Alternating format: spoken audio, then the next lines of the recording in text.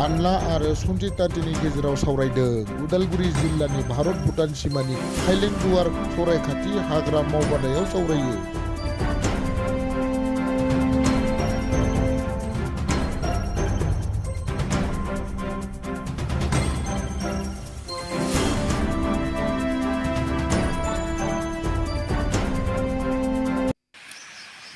ভাৰত আহিছিলে আৰু ছেপ্টেম্বৰ মাহৰ 15 তাৰিখে চুক্তি স্বাক্ষৰ কৰিলে ভাৰত চৰকাৰৰ লগত।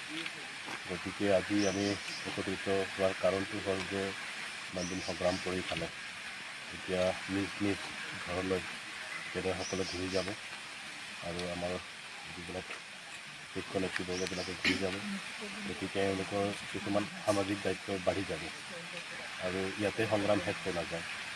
আগতে আণ্ডাৰগ্ৰাউণ্ড আছিলে, এতিয়া অভাৰগ্ৰাউণ্ড বহুতো দায়িত্ব ল'বলগীয়া আছে। গতিকে আমি সেইটো বহিলোঁ আৰু ৰিয়েল মিলত ডেভেলপমেণ্ট বুলি ক'লে এতিয়া আমাৰ কেডাৰবিলাকে যিবিলাক ইয়াতে আছে সকলোৱে নিজকে যাতে ষ্টাব্লিছ কৰিব পাৰে, কৰ্ম সংস্থাপন কৰিব পাৰে আৰু ইকনমিকেলি হওক বা সকলো ফালৰ পৰা নিজকে ষ্ট্ৰং কৰি ল'ব পাৰে।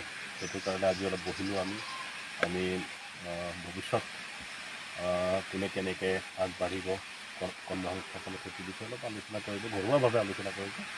আৰু মই অলপতে যিখিনি স্কিলৰ হওক বা যিখিনি ইণ্ডাষ্ট্ৰিয়েল ৰিলেটেড হওক বা অন্য কিছুমান য'ত আমি একোজনকৈ সংস্থাপন কৰিব পাৰিম সেইবিলাকৰ ওপৰত আমি অলপ আলোচনা কৰিলোঁ। আমাৰ ওদালগুৰি ডিষ্ট্ৰিক্ট আৰু বাক্সা ডিষ্ট্ৰিক্টৰ নেতাসকল আছিলে, সকলোকে আমি ইয়াতে মিলিত হৈ পালে আৰু আমি দৃঢ় বিশ্বাসী সকলোৱে যাতে নিজকে সংস্থাপন কৰিব পাৰে, সকলোৰে ভৱিষ্যত উজ্জ্বল মই কামনা কৰিলোঁ।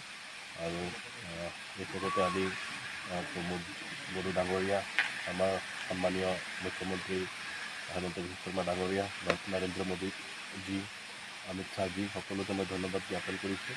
আদিবাসীৰ এটা আমি মৰ্যাদা দি লাভ কৰিছোঁ।